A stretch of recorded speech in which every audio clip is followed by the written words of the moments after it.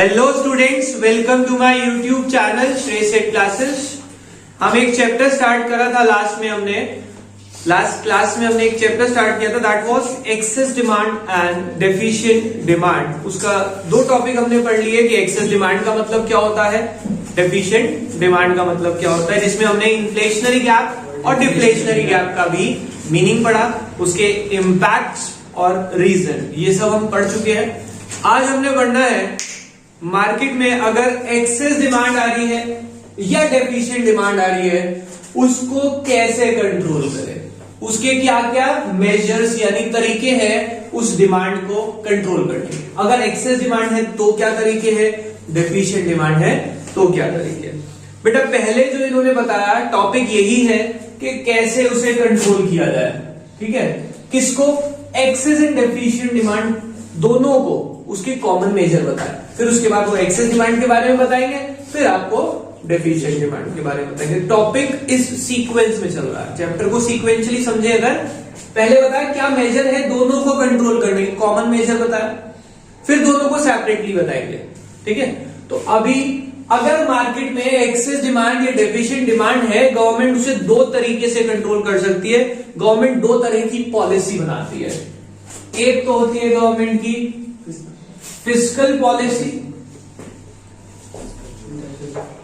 और एक होती है गवर्नमेंट की मॉनेटरी पॉलिसी। इसको ध्यान से समझेंगे हम। फिस्कल पॉलिसी में गवर्नमेंट बात करती है गवर्नमेंट के रेवेन्यू एस्पेक्ट को कैसे कंट्रोल करेंगे और गवर्नमेंट के एक्सपेंडिचर एस्पेक्ट को कैसे कंट्रोल करेंगे। मतलब गवर्नमेंट, आप सब जानते हैं गवर्नमेंट पैसा कमाती भी है और गवर्नमेंट पैसा खर्च भी करती है।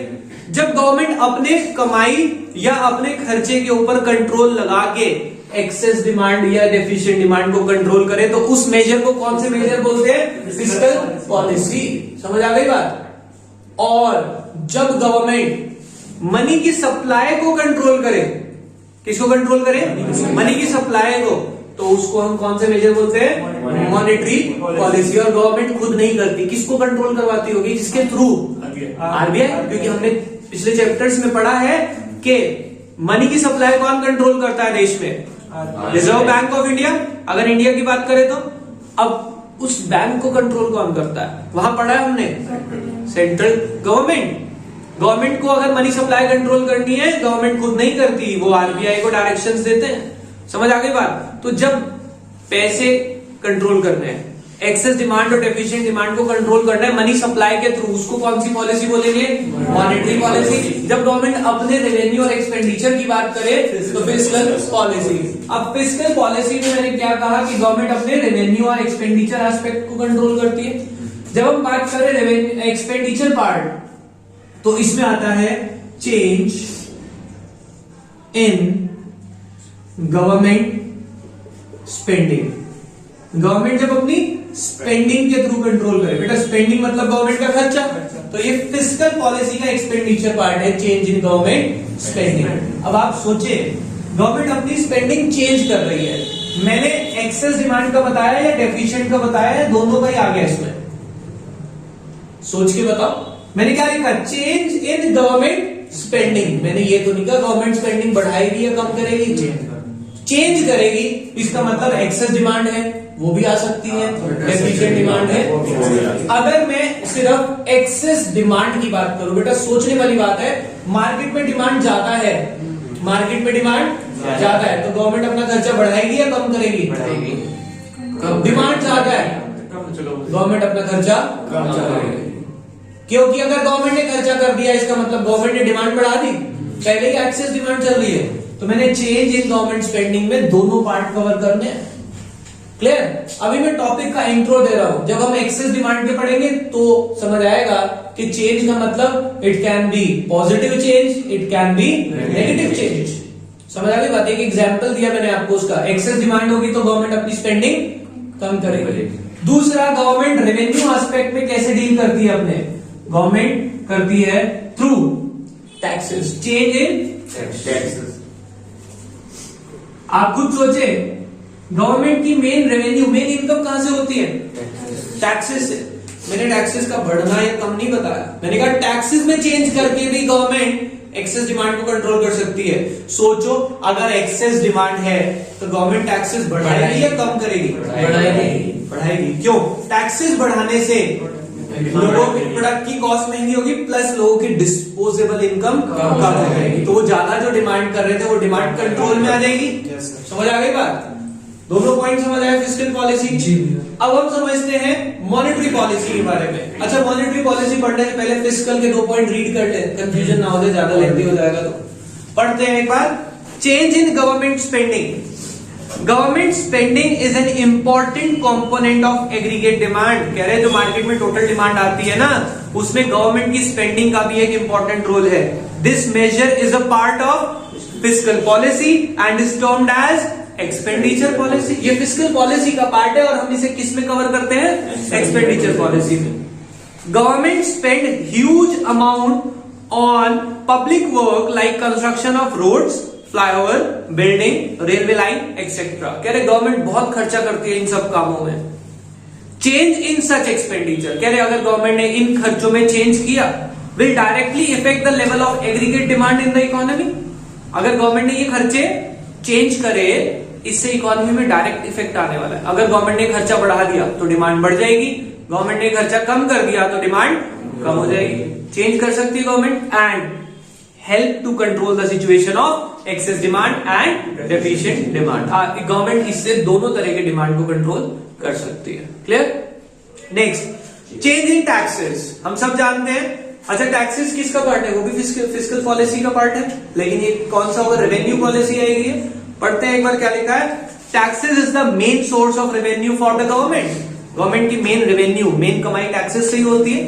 First of, this measure is a part of fiscal policy and termed as revenue policy of the government. ठीक है? The government imposes different type of direct and indirect tax on the public. First off, changing taxes by the government directly influence the level of aggregate demand and helps to control excess demand and deficient demand in the economy. समझ आ गई बात? Government इसके through directly control कर सकती है excess demand और deficient demand दोनों को। क्लियर? तो हमारी फिस्कल पॉलिसी खत्म हो गई। अब हम कौन सी पॉलिसी पढ़ने वाले हैं? मैंने आपको बताया मॉनेटरी पॉलिसी का मतलब क्या होता है। गवर्नमेंट जब कंट्रोल करे एक्सेस डिमांड और डेफिशिएंट डिमांड को थ्रू मनी सप्लाई, जब मनी सप्लाई के थ्रू कंट्रोल करती है, उसको हम कौन सी पॉलिसी बोलते हैं? Monetary policy. इधर देखेंगे बेटा, मॉनेटरी पॉलिसी के थ्रू गवर्नमेंट जब क्या कंट्रोल करना चाहती है? यस, मॉनेटरी पॉलिसी के थ्रू क्या कंट्रोल करना चाहते हैं हम? डिमांड, एक्सेस या फिर डेफिशिएंट डिमांड। अब मॉनेटरी पॉलिसी में हमारे 2 तरह के काम करती है गवर्नमेंट। एक तो होता है क्वालिटेटिव, एक होता है क्वांटिटेटिव। क्वांटिटेटिव मेजर्स और एक होते हैं क्वालिटेटिव मेजर। अब इसको अगर मैं ध्यान से समझूं, क्वांटिटेटिव और क्वालिटेटिव मेजर में गवर्नमेंट मनी सप्लाई कैसे कंट्रोल करती है? पहले तो ये बात समझे, मॉनेटरी पॉलिसी में कैसे कंट्रोल करती है गवर्नमेंट एक्सेस डिमांड को? Through money supply. अब अगर मैं बात करूं क्वांटिटेटिव मेजर, क्वांटिटेटिव मेजर क्या बताएंगे कि गवर्नमेंट जब मनी की सप्लाई को कंट्रोल करे through quantity of money supply, कि मनी की सप्लाई कितनी देनी है मार्केट में, यानी कि लोन कितने देने हैं, ज्यादा देने हैं, कम देने हैं। यानी कि जब आप वॉल्यूम ऑफ क्रेडिट की बात करें तो वो कौन से हो जाएंगे? क्वांटिटेटिव। नाम ही बता रहे हैं, क्वांटिटी की बात हो रही है। अगर मार्केट में कुछ सोचो डेफिशिएंट डिमांड है, क्या है? डिमांड की कमी है, तो गवर्नमेंट क्या करेगी? क्वांटिटी ऑफ मनी सप्लाई बढ़ाएगी या कम करेगी? बढ़ाएगी, जिससे लोगों के पास पैसा हो और वो डिमांड कर सके, तो वो डेफिशिएंट डिमांड को कवर करवा देंगे क्वांटिटेटिव मेजर्स के थ्रू। अच्छा, क्वालिटेटिव मेजर के थ्रू कैसे कर सकते हैं? क्वालिटेटिव होता क्या है पहले सर? क्वालिटेटिव मेजर्स बताते हैं direction of flow of credit, यानी कि डायरेक्शन मतलब पब्लिक को पैसा देना है लोन पे या पब्लिक से वापसी लेना है पैसा जो दिया हुआ है, तो वो बताता है क्वालिटेटिव। वो क्वालिटी बताता है, क्वालिटी मतलब लोन देना है या लोन वापसी लेना है। अब लोन देंगे तो लोगों के पास मनी सप्लाई बढ़ जाएगी, और मनी सप्लाई अगर बढ़ गई तो डिमांड बढ़ जाएगी। और अगर हमने लोगों से लोन देना बंद कर दिया, बल्कि उनने जो लोन दिया हुआ था वो वापसी मांगना शुरू कर दिया गवर्नमेंट ने, तो क्या होगा, मनी की जो सप्लाई है मार्केट में कम हो जाएगी, और जो एक्सेस डिमांड आ रही थी वो कंट्रोल हो जाएगी। समझ आई बात? तो क्वांटिटेटिव मेजर और क्वालिटेटिव मेजर में कैसे कंट्रोल करते हैं, बेसिक मीनिंग तो बताया। इसके तीन इंस्ट्रूमेंट है दोनों के कंट्रोल करने के। इंस्ट्रूमेंट के बारे में हम आगे डिटेल में बात करेंगे। फिलहाल एक बार पढ़ते हैं, चेंज इन मनी सप्लाई और अवेलेबिलिटी ऑफ क्रेडिट। देखो क्या लिखते हैं, the Reserve Bank of India is empowered to regulate money supply in the economy. कह रहे इकोनॉमी में मनी सप्लाई को कंट्रोल करने की पावर किसके पास है? सिर्फ और सिर्फ आरबीआई, क्योंकि हमारे देश का वो सेंट्रल बैंक है। Money supply in the economy through it's कौन सी पॉलिसी? Monetary policy. कह रहे आरबीआई को जो पावर दी गई है ना मनी सप्लाई कंट्रोल करने के लिए, वो कौन सी पॉलिसी के थ्रू दी गई है? That is through monetary policy. Full stop. It is the policy adopted by central bank of an economy in direction of credit control और मनी सप्लाई। मनी की सप्लाई को कंट्रोल करने के लिए गवर्नमेंट या सेंट्रल बैंक इस policy को follow करता है। The changes in tax monetary policy help to control the situation of excess demand and efficient demand through the following instrument. दो तरह के इंस्ट्रूमेंट यूज होंगे, आपको अभी बताया, एक क्वांटिटेटिव और एक क्वालिटेटिव। पढ़ते क्या लिखा है, quantitative instrument, these are instrument which aims to influence the total volume of credit। क्या कंट्रोल करना चाह रहे हैं ये? Volume of credit in the circulation, कितना पैसा हमें मार्केट में सप्लाई करना है। मेजर एलिमेंट्स और मेजर इंस्ट्रूमेंट और measures are bank rate, repo rate लिख लेते हैं हम यहाँ पे। पहला क्या है? Bank rate and repo rate. दूसरा ओपन मार्केट ऑपरेशन। तीसरा LRR, लीगल रिजर्व रिक्वायरमेंट्स। ठीक है, क्वांटिटेटिव हो गए। अब पढ़ते हैं क्वालिटेटिव के बारे में। ये क्या बताएगा? ये तो वॉल्यूम बता रहा है। क्वांटिटेटिव अगर आप लिखना चाहें यहाँ पे समरी के लिए, वॉल्यूम ऑफ क्रेडिट कितना, या वॉल्यूम ऑफ मनी सप्लाई, कितनी मनी सप्लाई देनी है। अब इसके बारे में पढ़ते हैं। ये आपको बताने वाला है डायरेक्शन ऑफ मनी सप्लाई। पढ़ते हैं एक बार क्या लिखा है इसके बारे में। These instruments aim to regulate the direction of credit। ये क्या बताते हैं? डायरेक्शन, यानी पैसा देना है लोन पे या पैसा वापसी लेना है। मेजर क्वालिटेटिव इंस्ट्रूमेंट्स और measures are margin requirement, moral suasion and selective credit control. सबसे पहला क्या लिखा है? मार्जिन रिक्वायरमेंट्स, मॉरल सुएशन और सेलेक्टिव क्रेडिट कंट्रोल। राइट, ये तीन मेजर हैं, 3 क्वांटिटेटिव और 3 क्वालिटेटिव। क्लियर हो गई बात? अब ये टॉपिक हमारा यहां पे खत्म होता है। टॉपिक अगला पढ़े, देखो क्या है, measures to control excess demand. अब देखो क्या कहना चाह रहे हैं। ये तो आपको जनरल एक टॉपिक का हिंट दिया। अगर आप लोगों को ये चार्ट याद है बहुत अच्छे से, तो आप इसके आंसर बहुत अच्छे तरीके से दे सकते हैं। आंसर देखो क्या होगा। अब वो कह रहे हैं measures to control excess demand. क्या कंट्रोल करना है आपने? अब डेफिशिएंट डिमांड की बात नहीं कर रहे हम अभी के लिए। चलो, हम क्या कंट्रोल करना चाहते हैं? Access demand. अब आप बताएं, एक्सेस डिमांड को कंट्रोल करने के कितने तरीके? 2, या तो फिस्कल पॉलिसी या फिर फिस्कल पॉलिसी में 2 तरीके, गवर्नमेंट का एक्सपेंडिचर या फिर टैक्सेस। मॉनेटरी में 2, क्वांटिटेटिव और क्वांटिटेटिव के 3, क्वालिटेटिव के 3।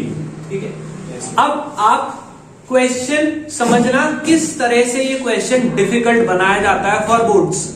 मैं आपसे बहुत सिंपल सा क्वेश्चन पूछने वाला हूं। अगर आपको ये चैप्टर का ये डायग्राम याद है तो अब बच्चा जो खुद पढ़ता है, प्रॉब्लम है कि बच्चा समरी नहीं बनाता और पेपर में जब क्वेश्चन आता है वो पजल हो जाता है। कैसे पजल किया जाता है बच्चे को वो भी समझेंगे और क्वेश्चन भी समझेंगे। There is a excess demand in the economy. There is a excess demand in the economy and government want to control the situation of excess demand through its policy of credit control, in which the direction of credit must be controlled. बताओ क्या पूछा मैंने? In which the direction of credit must be control, यानी कि पहले तो मैंने पहले क्या कहा कि मनी की सप्लाई के थ्रू, मनी सप्लाई मतलब फिस्कल तो खत्म हो गया, मॉनेटरी में आ गए, उसमें भी डायरेक्शन ऑफ फ्लो पूछा तो कौन सा आ गया? क्वालिटी। समझ रहे हो बात को? ये समरी मोस्ट इंपॉर्टेंट होती है क्वेश्चन को समझने के लिए, अदरवाइज आप इसी में रले रहेंगे। यार एक्सेस डिमांड को कंट्रोल करने के कौन कौन से पॉइंट थे? ये तो बहुत सारे, कौन सा लिखना है? सारे लिख देते, समझ नहीं आ रहा, और जब सारे लिख देते टीचर कहता चलो अटेम्प्ट किया 1 नंबर देते, छोड़ो। समझ रहे हो बात को? पेपर में क्वेश्चन को समझना भी तो बहुत जरूरी एस्पेक्ट है आपके लिए। क्लियर हो गई बात? आपको ये वीडियो में मिलेगा, इसके भी फोटो भी क्लिक कर लेंगे। फिलहाल हम आगे पढ़ते हैं। Measures to control excess demand. Yes बेटा, इधर ध्यान देंगे। एक्सेस डिमांड है मार्केट में, इधर ओके। यस, एक्सेस डिमांड का मतलब क्या है? Aggregate demand is greater than aggregate supply. आप सोच पा रहे हैं मार्केट में डिमांड ज्यादा है, गवर्नमेंट डिमांड को कंट्रोल करना चाहती है, तो गवर्नमेंट अपने खर्चे बढ़ाएगी या कम करेगी? कम करेगी। समझ आ रहा है? क्यों कम करेगी? जिससे कि प्रोडक्ट महंगा नहीं हो जाए। गवर्नमेंट अगर खर्चा कम कर रही है, जिसका मतलब गवर्नमेंट प्रोडक्ट की डिमांड नहीं कर रही। भाई गवर्नमेंट अगर खर्चा करती है, इसका मतलब गवर्नमेंट खुद भी प्रोडक्ट का डिमांड कर रही है, और गवर्नमेंट अगर डिमांड करे तो पहले ही एक्सेस डिमांड है, तो गवर्नमेंट क्या करेगी? अपनी डिमांड कम करेगी। गवर्नमेंट 2 चीजों के लिए डिमांड करती है, आपको मैं बताऊं। एक तो कंजम्पशन के लिए और दूसरा डिफेंस के लिए, बेसिकली जो हमारे लिए बहुत जरूरी है। तो कह रहे कोई ऐसा अनप्रोडक्टिव सेक्टर या फिर कोई ऐसा जहां पे हमारे देश की ग्रोथ नहीं हो रही है, गवर्नमेंट को वहां पे खर्चा कम करना चाहिए। अगर गवर्नमेंट वहां पे खर्चा कम करेगी तो ऑटोमेटिकली मार्केट में जो एक्सेस डिमांड आ रही थी वो कम हो जाएगी। समझ आई बात? अब इसकी डिटेल पढ़ते हैं, क्योंकि पेपर में आंसर में लिख के आना है। आपने हेडिंग तो बता दी सर, गवर्नमेंट क्या करेगी? अपना खर्चा कम करेगी, यानी डिक्रीज इन गवर्नमेंट स्पेंडिंग। पहली हेडिंग पढ़े, डिक्रीज इन गवर्नमेंट स्पेंडिंग। मिल गया पॉइंट? हेडिंग आप खुद बनाएंगे अगर चार्ट याद आएगा। देखो क्या लिखते हैं, it is a part of कौन सी पॉलिसी? ये तो पता लग गया होगा। आगे चलते हैं। Government spend huge amount on 2 चीजों पे, इंफ्रास्ट्रक्चर एंड एडमिनिस्ट्रेटिव एक्टिविटी। ये रोड्स, फ्लाईओवर, ब्रिजेस बनाने में खर्चा होता है, या फिर लॉ, डिफेंस, ऑर्डर मेंटेन करने में खर्चा होता है गवर्नमेंट का सबसे ज्यादा। देखो, to control the situation of excess demand, अगर गवर्नमेंट एक्सेस डिमांड को कंट्रोल करना चाहते हैं, government should reduce its expenditure to the maximum possible extent. Government को अपना खर्चा मैक्सिमम पॉसिबल एक्सटेंट तक रिड्यूस करना चाहिए। More emphasis should be placed to reduce the expenditure. किस पे रिड्यूस करे खर्चा? On defence and unproductive work, as they rarely help in the growth of the country, क्योंकि ये देश की तरक्की में कोई हेल्प नहीं करते। डिक्रीज इन गवर्नमेंट स्पेंडिंग, और गवर्नमेंट जब ये कम करती है, will reduce the level of aggregate demand in the economy and helps to correct the inflationary pressure in the economy. कह रहे अगर गवर्नमेंट अपना इन चीजों पे खर्चा कम करती है तो जो इन्फ्लेशनरी, महंगाई का प्रेशर आ रहा था ना, वो कम हो जाएगा। समझ आई बात? सबको समझ आ गया? अब देखो बेटा, समझ आ गया, लिखा जाएगा अगर अभी लिखेंगे तो, बाद में फिर वही प्रॉब्लम आती है। अब बात के लिए भी पहले तो समरी जरूर बनाए ऐसी, और यहाँ पे लिख भी लिया, अगर एक्सेस डिमांड है तो गवर्नमेंट को क्या करना चाहिए। देखो बेटा, मैं आपको फैक्ट बता रहा हूं। एक तो ये कॉमन चार्ट रहेगा, फिर आप बनाएंगे measures to control excess demand. Excess demand में क्या होगा? चेंज की बजाय यहां आ जाएगा डिक्रीज इन गवर्नमेंट स्पेंडिंग और इंक्रीज इन टैक्सेस। ये खुद बनाएंगे आप। अब जब आपने लिखा डिक्रीज इन गवर्नमेंट स्पेंडिंग, ये तो हमें पता है पहली line, it is a part of fiscal policy. फिर आप क्या लिखेंगे? गवर्नमेंट स्पेंड ह्यूज ऑन, किस पे खर्चा होता है? On infrastructure and administrative activities. बच्चा ये वर्ड भूल जाता है। आप खुद सोचे, पेपर में भारी भरकम वर्ड तो दिमाग में आते ही नहीं। हाँ जी सर। आप क्या बोलते हैं? Government spend huge expenditure on managing the economy, ऐसे वर्ड यूज करके आते हैं, क्योंकि ये वर्ड तो याद नहीं आते ना। तो गवर्नमेंट अपना बहुत खर्चा करती है किस पे? इंफ्रास्ट्रक्चर और एडमिनिस्ट्रेटिव एक्टिविटीज। और to control the excess demand, हम क्या कहेंगे? To control the excess demand government should reduce, क्या? Reduce its expenditure to the maximum possible extent. तो लिखें यहां पे, reduce expenditure to max possible extent. अब वो खर्चा करेगी कम, कितना? To the maximum possible extent. और फिर उसके बाद लिखा है कौन सा खर्चा कम करे? रिड्यूस एक्सपेंडिचर ऑन, किस पे? Unproductive activities. और साथ में एक वर्ड यूज लिखा है on defence and unproductive, on defence and unproductive activities which do not give any growth to the economy, जिसकी वजह से कोई ग्रोथ नहीं होती। और इसको कंट्रोल करते ही क्या होगा? हमारी एक्सेस डिमांड इकोनॉमी में खत्म हो जाएगी। समझ आई? कुछ इस तरह की समरी आपको बनानी पड़ेगी। जो वर्ड्स हैं हमारे कंट्रोल में नहीं आते, क्योंकि हमारी हैबिट नहीं है अच्छे वर्ड्स यूज करना रूटीन लाइफ में। एक बार आपको रूटीन लाइफ में बार बार वर्ड यूज करने शुरू कर दिया आपने, तो आप इन चीजों को बहुत इजीली हैंडल करेंगे बेटा। और ये मैं आपको बताऊं, ये प्रॉब्लम हमारे लिए इसीलिए है कि हम हिंदी में जब बात करते हैं ना, तो जो वर्ड हमारे को अच्छे हमने समझे हैं, हम उसको हिंदी में ही यूज करते हैं। रियल लाइफ में अगर आप कहते हैं कि हमारे शहर में यार सड़कें बढ़िया नहीं है, तो हम सड़कें के बजाय अगर बोले इंफ्रास्ट्रक्चर बढ़िया नहीं है हमारे शहर का, तो हमारी डिक्शनरी में कॉमन वर्ड आ गया इंफ्रास्ट्रक्चर। समझ रहे बात को?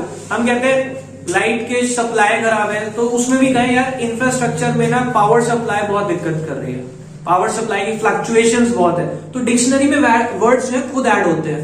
बट हम क्या करते हैं? प्योर हिंदी में जाते हैं ना, तो प्योर हिंदी ले आते हैं। आप जब कोई बात करे कि हमारे शहर में यार ये ना गुंडागर्दी बहुत बढ़ती है, आप कहें एडमिनिस्ट्रेशन सर्विसेज अच्छी नहीं है। बेटा एडमिनिस्ट्रेशन, आपको जब आप वर्ड यूज करेंगे आपके लिए कॉमन होगा, दूसरे को लगेगा कि यार हाँ पढ़ा लिखा है। सिंपल सी बात है। आप खुद को कंफर्ट जोन में लाएंगे तभी ऐसे वर्ड याद आएंगे। चलो आगे बढ़ते हैं। यस, अगर एक्सेस डिमांड है तो गवर्नमेंट क्या करेगी? अपने टैक्सेस को कम करेगी, बढ़ाएगी? टैक्सेस को बढ़ाएगी। क्यों बढ़ाएगी? प्रोडक्ट महंगा हो जाए, लोगों की डिस्पोजेबल इनकम कम हो जाए। पढ़ते हैं फटाफट से। During excess demand government increase the rate of taxes and even impose some new taxes. Government नए टैक्सेस भी लगाती है। It leads to decrease in the level of aggregate expenditure in the economy. इससे क्या होता है? इकोनॉमी में खर्चा कम हो जाता है and helps to control the situation of excess demand. समझ आ गई बात? तो आप इसकी भी समरी बना सकते हैं। क्या? अगर एक्सेस डिमांड होगी तो गवर्नमेंट शुड इंक्रीज। अब आपको जब समरी बनानी है, during excess demand government should increase tax and impose. देखो ये वर्ड वहां नहीं याद आने वाला जब तक इसकी समरी नहीं बनी होगी। न्यू टैक्स की तो बात ही नहीं आती दिमाग में। टैक्स रेट बढ़ाने की बात तो सबके दिमाग में आ जाएगी, नए टैक्स की तो कोई बात ही नहीं करेगा। Impose new taxes which will reduce, क्या कहूंगा? which will reduce the aggregate demand in the economy because it reduces the disposable income of the people. लोगों की disposable income कम हो जाएगी and we can control the situation of excess demand. या फिर inflationary gap, और अच्छे word use करो, हम inflationary gap को खत्म कर सकते हैं। एक्सेस डिमांड में क्या आता है? inflationary gap, तो वो खत्म हो जाएगा। समझ आ गई बात? तो हमारी फिस्कल पॉलिसी के एक्सेस डिमांड के फिस्कल पॉलिसी वाला पार्ट हो गया। मॉनेटरी पॉलिसी हम कल स्टार्ट करेंगे। अभी के लिए इतना ही, बाकी नेक्स्ट क्लास में। Bye bye.